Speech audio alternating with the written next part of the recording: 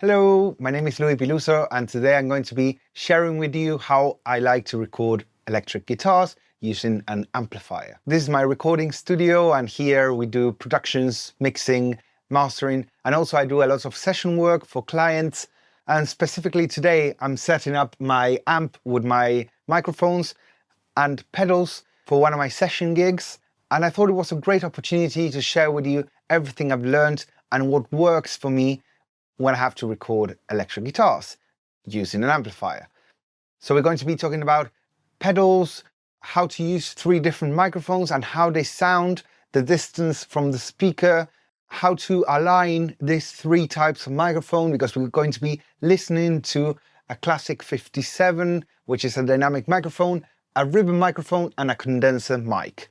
So this is going to be very interesting. I'm going to be also sharing some tips that I have when you have to record on your own.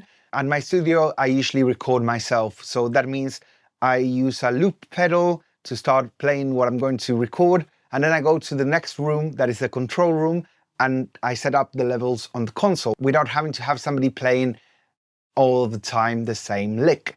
So I hope you like the idea of this video. Let me know below.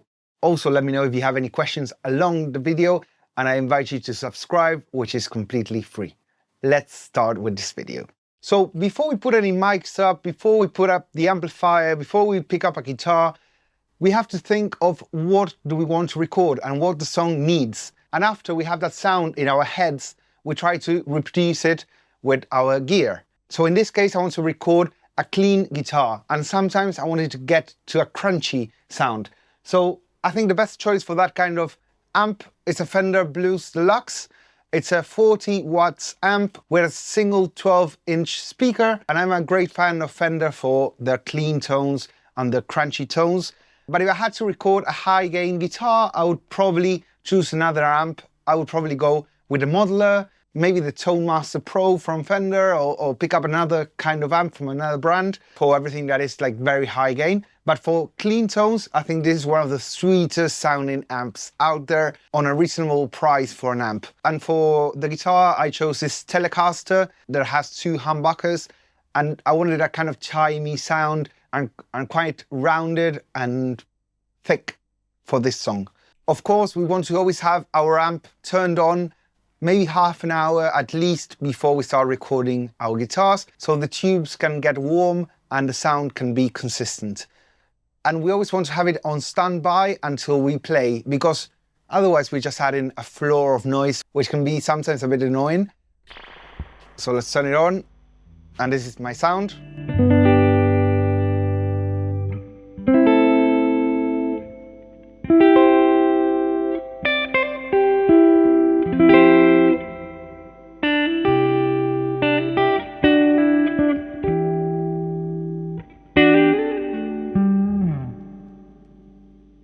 So let's talk a little bit about the height of our amp.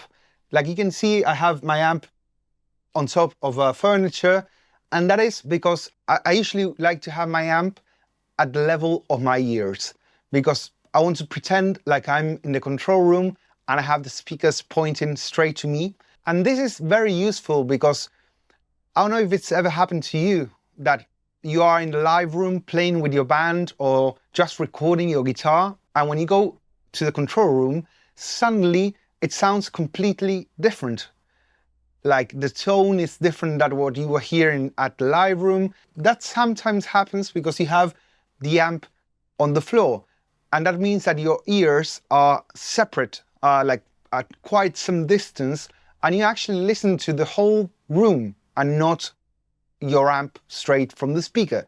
So what I usually suggest when you're going to be recording and you want to fiddle with your sound and get the sound you want, and you want it to be as similar as possible in the control room, I suggest you put it at a height. That will make a huge difference. Something else I want to add and suggest is this kind of accessories that are wonderful. These are some speaker stands I found on Amazon a while ago that maybe cost around $30. They're actually quite cheap, and they allow you to have your amp at a 45 degree. So you put this on the floor and you can have your amp pointing straight to you, This is something very handy to have. I'll leave some links of something similar that I can find, because this is cheaper than a pedal and makes a huge difference. So if you are recording guitar amps on the floor, this is great. And it folds like this, and it actually fits like anywhere. So let's start talking about the pedal board and what we're going to be using and what not. So something that's very important is to have the amp as clean as possible. This means that you shouldn't be putting all the pedals you've got into your pedal board for the recording of a song. You want to try to imagine the sound before you record it, and then choose exactly the pedals that you're going to be using, and don't plug in anything else. So here I'm using the Fender Tone Master Pro. It's in an empty setting. So I just want the DI sound. I want to have it because of the tuner that I just long press here, and I have a tuner, and then I have my looper, and I have that activated right here. And what I want to do is loop my guitar so I can then find the correct sound that I'm looking for. Then it comes to my foot switch of the Fender Blues Deluxe. I can choose between the drive sound, the clean sound, with reverb or without reverb. Then I'm going to a very clean set of pedals. I'm using the Jam in a Box from Cluster. This is a great booster, and it also goes into a fuzz kind of sound. Then I have the Mask 5, which is another pedal from Cluster, and it's really, really good. It's a compressor and it's really clean. Then I have my power supply and nothing else for this sound.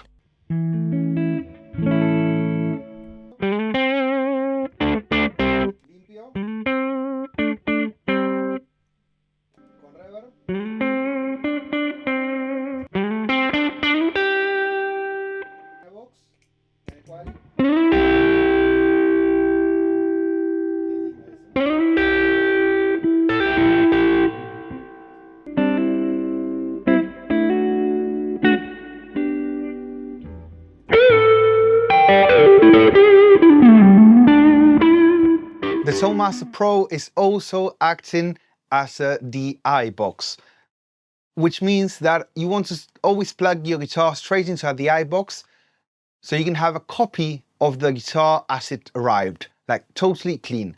That means that after you record it, if you didn't like the sound, you don't have to play again. You can just go back through your chain using a reamp box. So if you're not using a pedal board as me, I suggest you get a DI box. This is one from Quagliardi. This is a very good solid color box. It's called Color Box DI. Sounds phenomenal. It's stereo as well. So if you have two musicians, you can save the sound from the guitarist and bass player without having to need two separate ones. And then if you want to go through your pedal board again, you need a reamp box.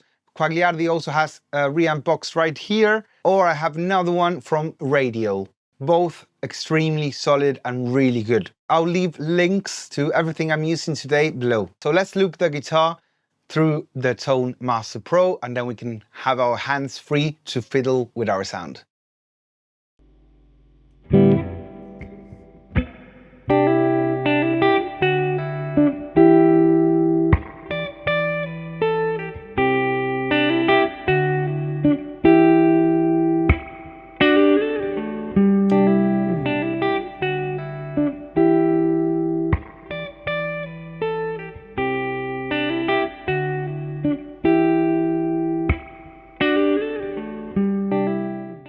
So let's now talk a little bit about effects. Do we want them pre-amp or do we want it after the amplifier? So I'm from the school that wants to have the sound already made before we record it. Because if the delay or the reverb is really important for the sound, it's important for you to record it like that, listening to the reverb and the delay, because then you can play your guitar together with the effects and you can do stuff that go together. I really don't recommend, like if you need a really important delay and you're going to play with that delay, I do not recommend you record it without and then you put it in the mixing phase, because then you'll be really uncomfortable playing, and that's not the idea. And that's why we saved a clean version of our guitar using a DI box, or in this case using the Tone Master Pro that I'm saving a clean DI. Also, I really like the sound of the reverb from this amp, so I want to record it. Something to take into account that, and this is a real spring reverb that comes in the Fender Blues Deluxe, so I want to use it. And something to take into account is that it's a mono reverb because it's coming out of a single speaker. It's not stereo. So this is how it sounds with the reverb.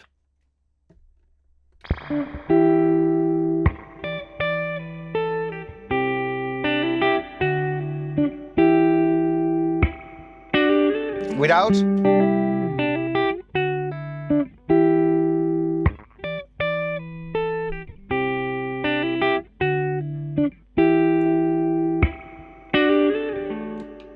So it's really important for the sound I'm getting.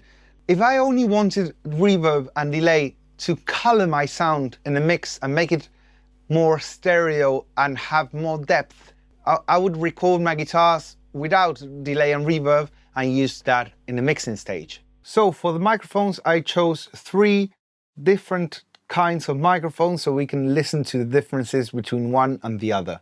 First of all, we have a condenser microphone from Gorilla Audio. It's called a 77. Then we have a classic dynamic microphone, the 57 from Shure. You see it everywhere, recording amplifiers.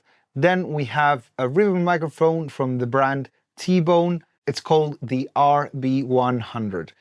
These are very affordable microphones. I do have more expensive microphones at the studio, but I thought it was a good idea to use affordable mics so you can actually see that you can get good results with affordable gear. Then something that is really cool is this accessory. It's a stereo bar. I'll leave some links to similar stuff that I found online because this one is actually a very old one that I bought years and years ago. Then we have this accessory that it's extra articulation for your microphone stand, and it allows you to have it in a much more comfortable manner without having the boom sticking out behind. I'll also try to find links to similar stuff to this. Something that is really important is to know at what distance you want to put your microphone from the speaker. This one has one 12-inch speaker right here. It's hard to tell where the speaker is because the fabric is quite thick, but you can see it at certain angles. You have to trust me that it's right here where the 57 is pointing at. And something that we want to know is that if we get very close to the speaker, we'll have a proximity effect. That means more attack, a low-end bump, and a very aggressive thick sound. And if we move further away, we'll have a more balanced sound, like at a couple of inches away, and it will get flatter, the response. And if we carry on moving further and further away, it'll start getting thinner and thinner. Then something that is really important is where the microphone is pointing at. If it's pointing towards the middle of the speaker, we'll get that aggressive sound I was talking about before, with lots of definition. And as we start moving towards the side of the speaker, we'll start getting less mid-range, a more smooth sound, more balanced. So what I'm going to do is just hit play on my looper and I'll start moving the microphones so you can hear for yourself what is the tonal difference between each part of the speaker. There's no good or bad. The only thing that is important is what your song needs. So with a looper, you can actually hit play and start moving the microphone around until you find the sweet spot. This is your biggest EQ available. Just move the mic.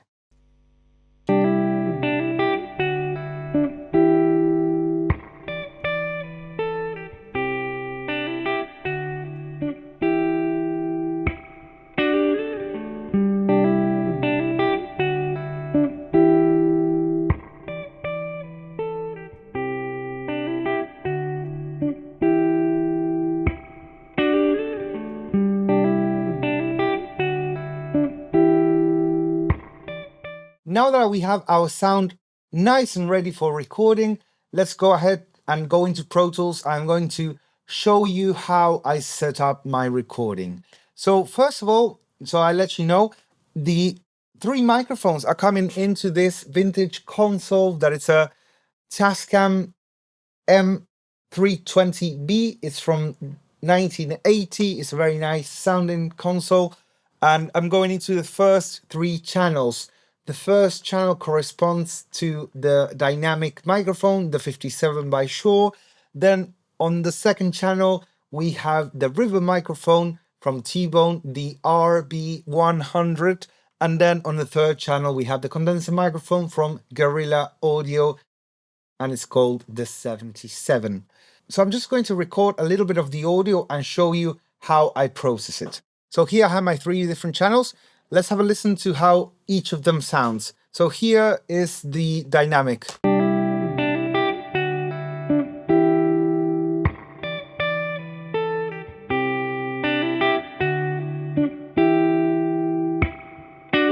Ribbon.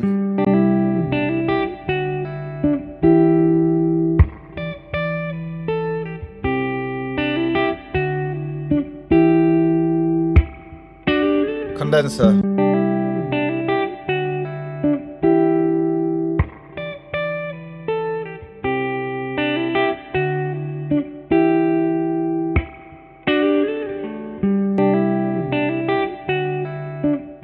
Let's bring them down. A very common trick is to have your 57 and bring in the river microphone. Now I'm going to show you a little problem that usually materializes when we are using more than one microphone on the same sound source. And this is what happens. First the 57, and we're going to bring in the river microphone.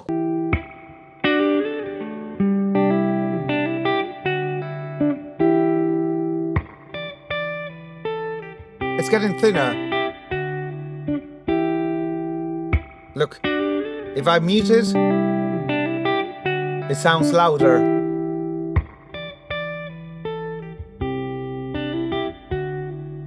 What's happening here is that there's a problem in the phase of both microphones. The signal is going in different directions. So what we have to do is invert the polarity using a free plugin that comes with Pro Tools called the Trim plugin. So let's open the Trim plugin, and what we can do is flip the polarity. Let's have a listen. So this is without flipping the polarity.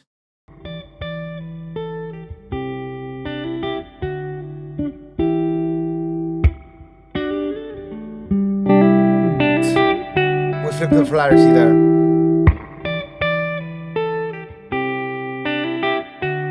So if we bring down the fader here and we bring it up now, it'll add volume. It won't take away frequencies like it was happening right then.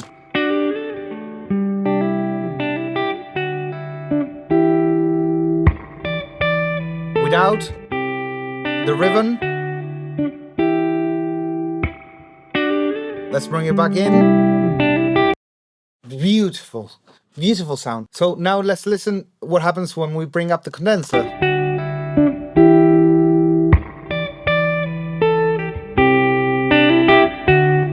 So the condenser is in phase, no problem there at all. So that was the free way of doing it, using the Trim plugin and flipping the polarity. Now that's a very cool plugin that will not only adjust the polarity in a more precise way, that is not just flipping it 180 degrees, but it's moving it, and it's also moving it in time. And this plugin is called Auto Line 2, and it comes in very handy. So you select the audio clips you want to use, and you click on Align. This is already aligned, so as you can see, it totally inverted the polarity of the second microphone, which is the river microphone, and it moved in time the channels by 3 and 2 samples. So let's have a listen to before and after. I'm going to take away the Trim plugin and let's have a listen.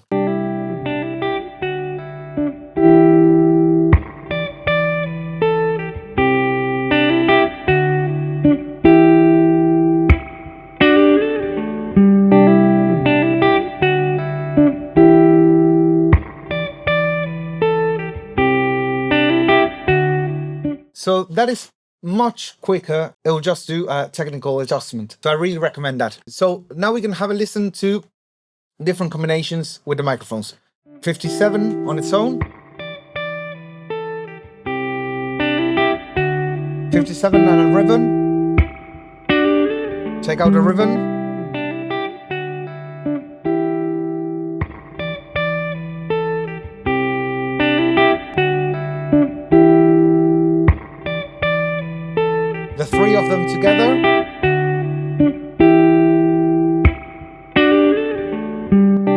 dynamic and condenser,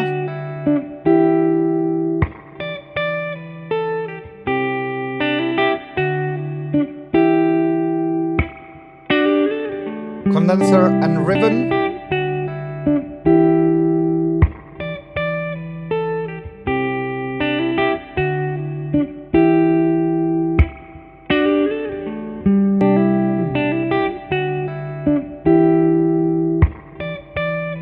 dynamic and condenser,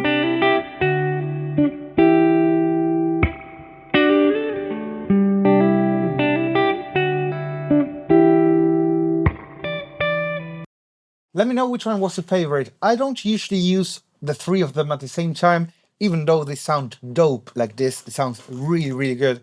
But it's good to have them, because if you have a very overloaded session, a very overproduced song, you don't really want to use the three microphones at the same time. You might want to use only one. And it will probably be the 57 that is the one that is not full range. It has lots of mids. The ribbon has lots of low end. And the condenser is kind of full range, so you have like lows and highs. If I was recording a more simple song that maybe has guitar, bass, and drums, I would probably use the three microphones. And the idea is that the three microphones, since we're recording a mono source, we want to have them all aligned in the pan pot. So that means that if we have them on the left, we want all of them on the left. If we have them in the center, we want the three of them in the center. That's because we didn't record a stereo source, we recorded a mono. So if we spread it out, it will lose force and it won't sound stereo. Let me know below which one was your favorite, please. A final tip I've got is that usually if you have a very noisy amp, like this one is not very noisy and we're recording a clean sound, but it could get noisy if we add more pedals to it. This is the noise. I'll bring it up. This is the floor noise from our amp.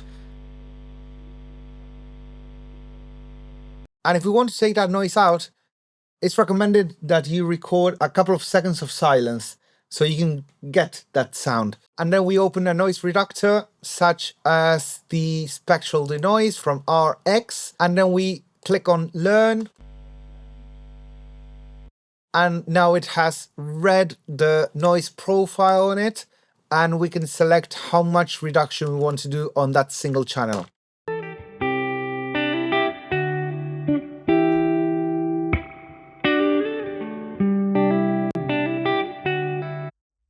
So right there, we took out the noise without affecting the real signal. We have to do this for every single channel we are recording, but this is the way to get the most pristine guitar sounds you can. Let me know what you thought below. Feel free to get in contact if you need any session work, mixing, mastering. I'll leave my info below in the description. Let me know how you like to record your own guitars. I'll leave you some more recording related tutorials right here. Till next time, my name is Piluso. Hope you enjoyed this video.